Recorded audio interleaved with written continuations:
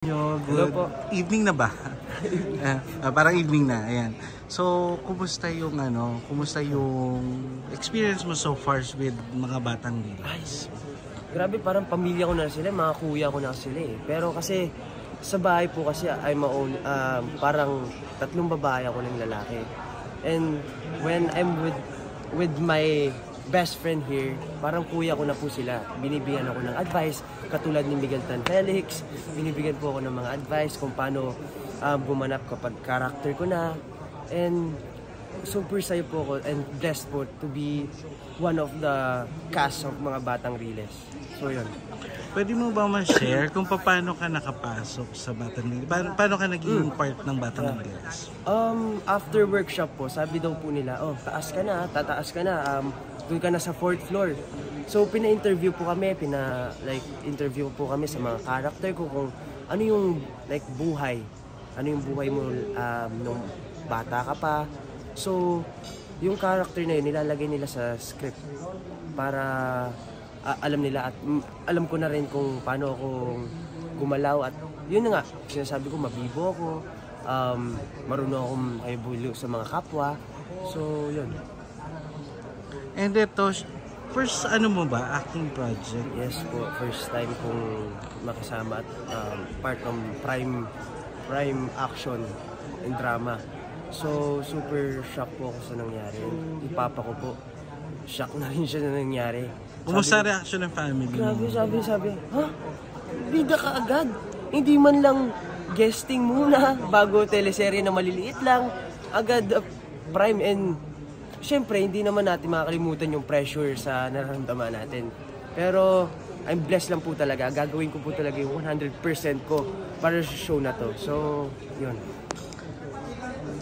Specifically, may pwede ka ba share from your tatay? Tsaka kay Lala, tama ba? Lala. Siya yung singer. Yes. Oo. So, sila at least yung nauna na eh.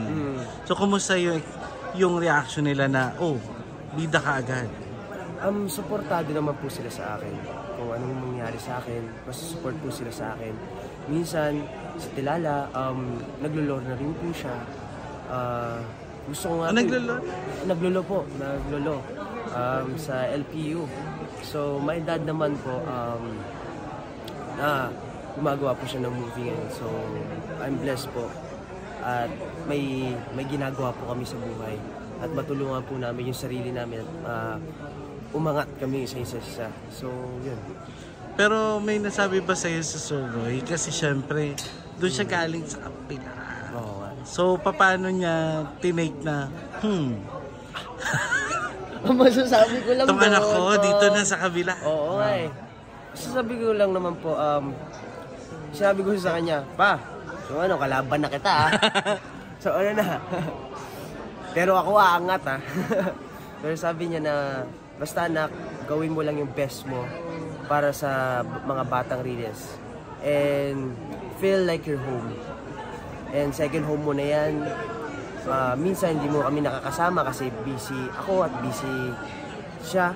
So, sinasabi niya, maging mabait ka lang sa mga tao. Maging better as a person. At galingan mo yung craft mo. Maging seryoso ka pag sa set, kapag action, go mo na yan.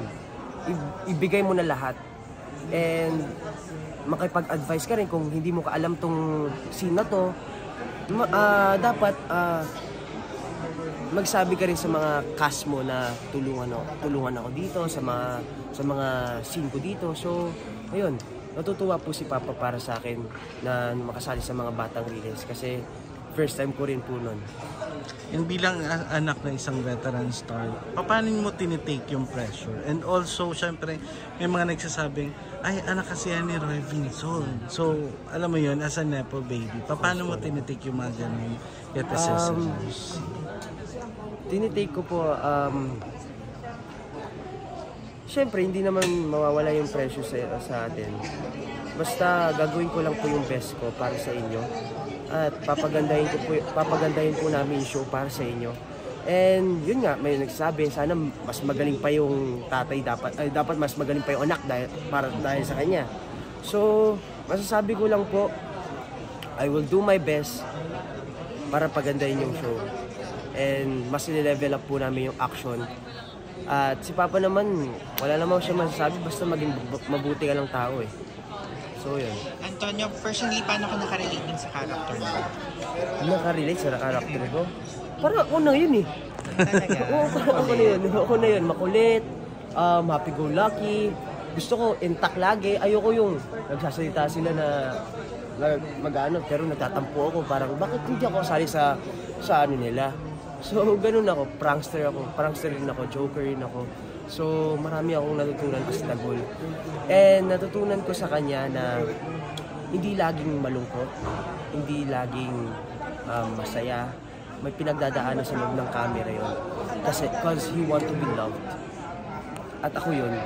So mabuti na naramdaman ko yung feeling ni Dagul sa character na yun. Kaya marami akong natutunan about his life and my life po. So, sino si Antonio bago maging part ng Batang Riles? Like, ano po, parang yung past ni Antonio. Ikaw mismo, ano bang background mo? Are you a student? Nag-acting ka na ba? Dati po, I'm a basketball player po for the University of San Beda. So, na-discover po ako sa IG ng sister ko. And nakita po ako ng cornerstone. And pina-audition po ako sa Sparkle with Mr. M. So, especially, na-starstruck po ako sa umpisa, pero second take, nakayanan ko. Mas naging confident ako. At yun. And 2 years po ako nag-workshop with Miss Ana Fileo, and dancing and acting rin po. So, marami ako natutunan about sa kanya. Kasi iba-iba po talaga eh. Pag sa workshop, iba po talaga yung workshop to set talaga. Iba yung nararamdaman mo at iba yung feel mo sa bawat eksena. Kasi ito, may lights na, may camera na, mas kakabado ka. Pero yung workshop kasi, wala eh. Parang red mats lang. So, yun yung bago. Pero personally ba nakarelate ka yung talagang bilang isang batang Riles or anak mayaman ka ba or hindi lang? Para sa amin, nakarelate po ako sa kay Dagul. Kasi nung bata po ako, naghirap rin po kami ng pamilya ko. Minsan sabihin ko na, minsan kumakain po kami ng tuyo kapag walang-wala na kami ng papa ko. Kasi dati nun, uso kasi pelikula. Kaya tapos nawala, puro teleserye na. Nung, ayun po, sa Baguio, may sa likod na bumabaksak ng mga tae. So, sobrang paghirap namin dati. Nung bata pa lang po, nasuffer na rin po kami sa sardinas lang kinakain namin. Pero okay naman po. Nung nakuha po siya sa Husband Lover, doon po kami gumagaan yung buhay namin. So, tuloy-tuloy na po yung project niya. Tapos doon ako nakuha sa showbiz industry. Looking back, Antonio, siyempre nakaranas ka ng hirap. Ano yung isang malaking lesson na dala-dala mo until now na pinanghahawakan? Para sa akin, ang natutunan ko sa life ko, bata pa lang po ako, naranasan ko na rin po. Maging mabuting tao ka lang sa mga kapwa mo. Lahat naman ng tao na sinasabi yan, mabuting tao. Basta maging mabuting tao ka lang. Stay grounded lang always. And dapat tumulong ka sa mga taong yung tumulong sa'yo. Tumulong ka sa mga tao yung tumutulong sa'yo. So, yun po. At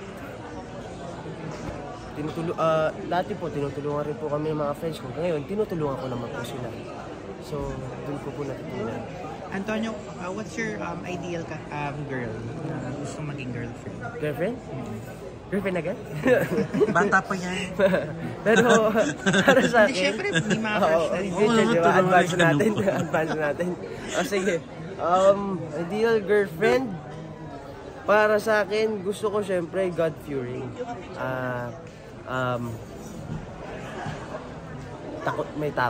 May mabait, marunong magluto syempre. Parang si mama marunong magluto. At kunyari, gusto ko laging nandyan siya para sa akin at sinusuportahan yung pagka-showbiz ko. So, ayun lang. Hindi naman ako pumipili kung maganda at ano eh. Pero physically, saan ka na-attract at first? Kasi syempre, di ba, may mga naging crush ka. Ano yung mga physical assets sa girls na na-attract agad? Sa mata. Sa mata. Like, ano ba? Pero hindi naman particular sa kung morena or mestiza or short hair or lasa. Sige, ano na lang yung love language mo? Love language ko, physical touch. And, bakit tumatawa? Ayan, tuloy, na-touch siya. Oo nga,